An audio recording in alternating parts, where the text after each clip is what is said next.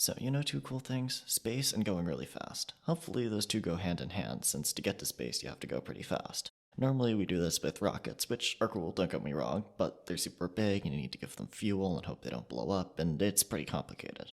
So what if you wanted to go to space with something else instead? What if you wanted to make a massive spring and launch yourself to space?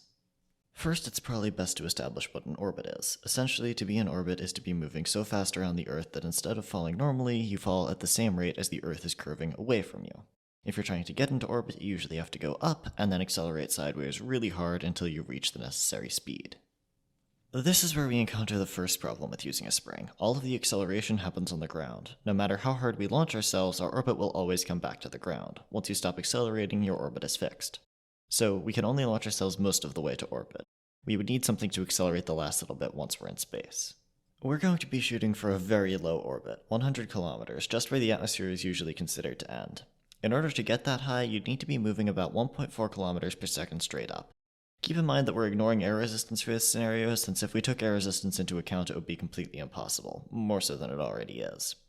Now we need to know how fast we need to be moving to the side in order to achieve orbit.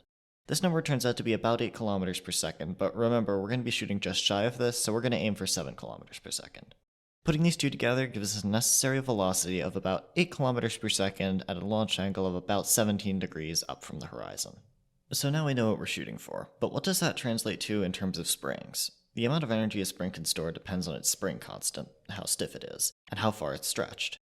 Most sources don't give the spring constant of springs, but I found that a shock absorber is about 5,000 newtons per meter, meaning that for every meter it's displaced, it tries to get back to equilibrium with 5,000 newtons of force.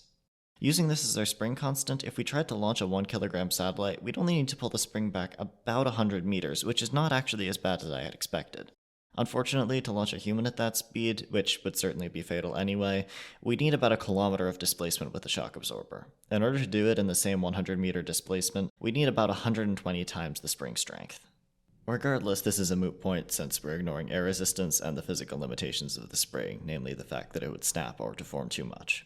Interestingly, if you were to try this on the moon instead, where air resistance actually could be ignored, you would only need to displace the shock absorber about 20 meters for a 1 kilogram satellite. And if you were willing to settle for 100 meters displacement again, you would only need 4 times the strength of the shock absorber to launch a human. Ironic as it sounds, this might not actually be completely infeasible on the moon.